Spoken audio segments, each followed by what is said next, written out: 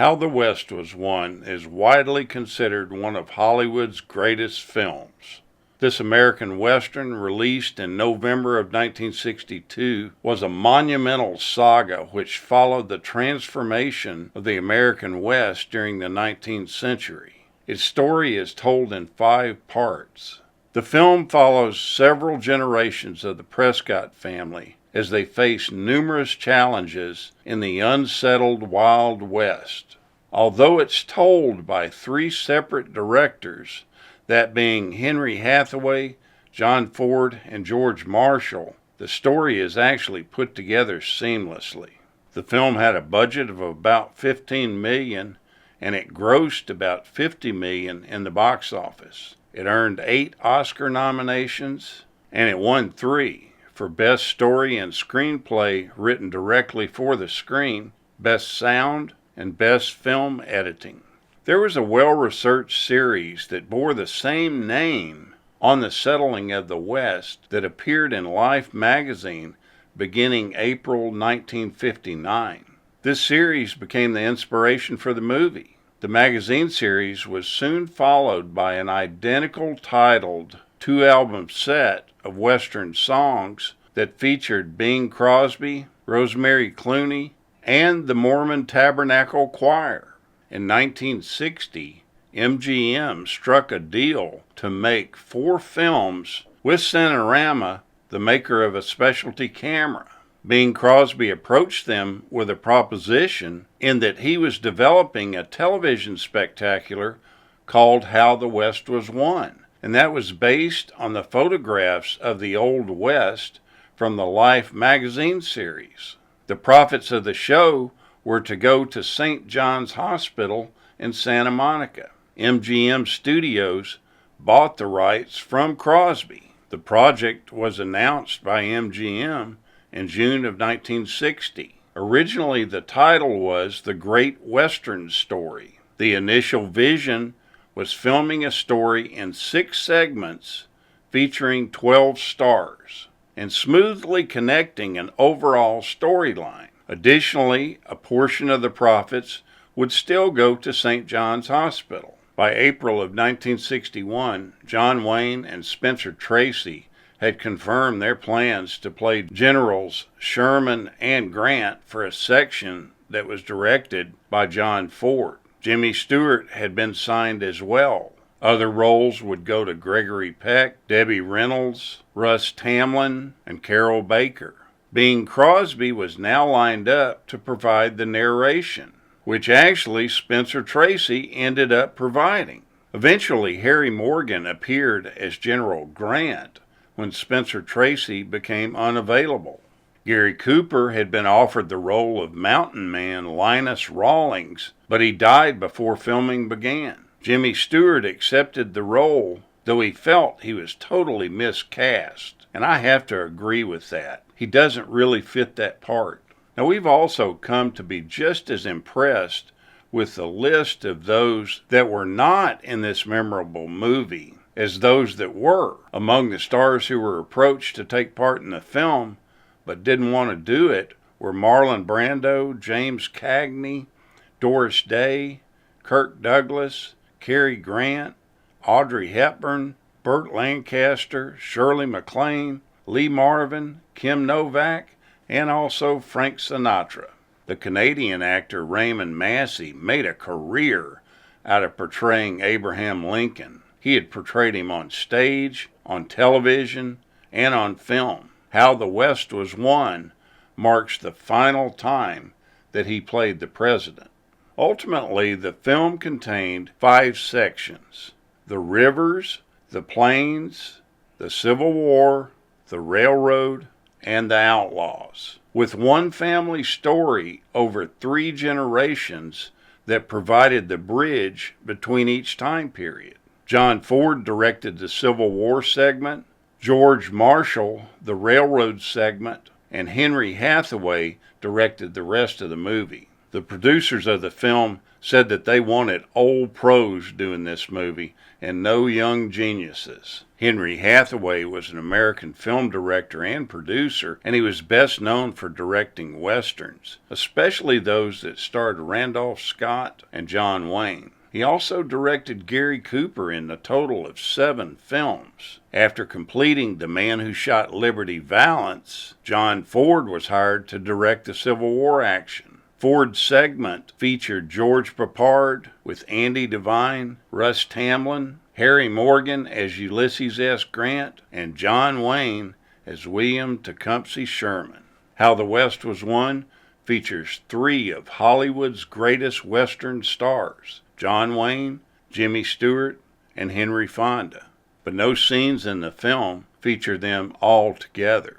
Debbie Reynolds and George Pipard are the only cast members who appear in 3 of the 5 sequences in the film. According to Miss Reynolds, her character of Lilith was originally supposed to have drowned in the river, but it was ultimately decided that her character would best tie the generations of the Prescotts together. So she remained in the story to become the elder lady in the film's conclusion. MGM commissioned famed Western writer Louis Lamour to novelize the screenplay. The book, which was published in 1963 under the same title, became a runaway bestseller. The filming of the movie started in May of 1961 in Paducah, Kentucky. Parts of the film were shot in Monument Valley, Utah, Pinnacles National Monument, California, Custer State Park in South Dakota, Chimney Rock, Colorado, and Battery Rock along the Ohio River in Illinois. The producers stated that it was essential for virtually all of the movie to be shot outdoors. They also emphasized that the basic theme of the film was to show little people against a vast territory of huge deserts, endless plains, towering mountains, and broad rivers.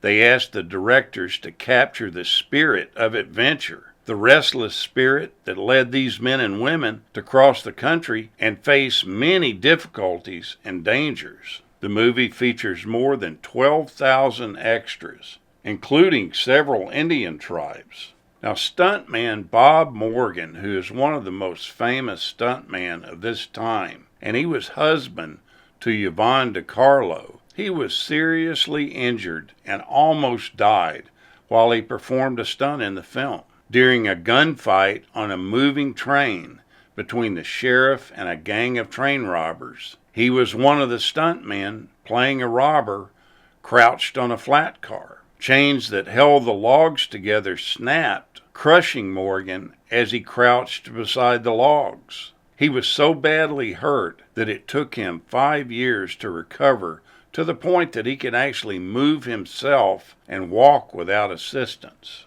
Filming was finished in January of 1962. However, MGM ordered a new ending which would better round out the story of the Prescott family. This involved shooting for another month after the film had wrapped. Actors George Pipard and Debbie Reynolds were featured in this part. Now, How the West Was Won was shot using the 3-lens camera called the Cinerama process. The camera system used 3 separate lenses, and it takes a picture of a unified field of 3 separate pieces of film. Then it combines them into one picture on the screen at the time of projection.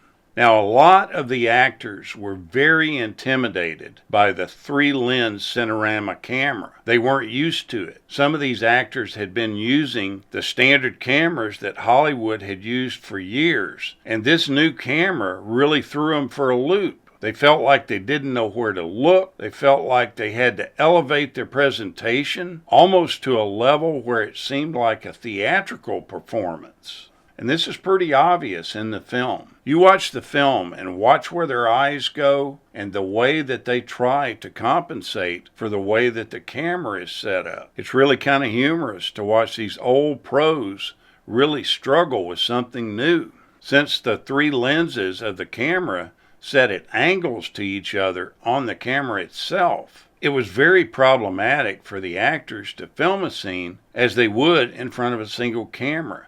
The problem was that the film had to be shot with the actors artificially positioned out of the usual dramatic and emotional frame, and additionally out of synchronization with one another. Only when the 3-print Cinerama process was projected on the Cinerama screen did the positions and the emotions of the actors synchronize, such as normal eye contact and emotion that reacted in their faces.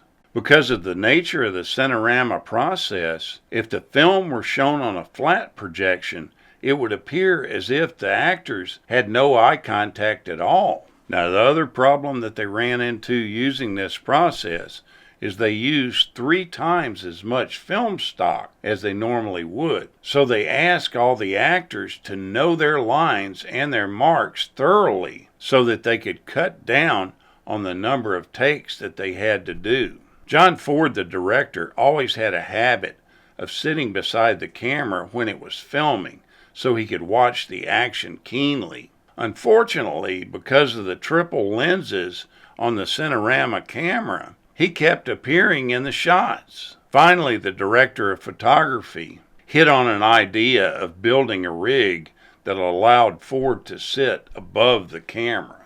This film is a masterpiece to watch. It's truly unbelievable, and it has a great all-star cast with breathtaking cinematography and a heartwarming story. If it's been some time since you enjoyed this classic film, I highly recommend that you take a look at it again soon. Thank you so much for watching, and we'll continue to chase the classics.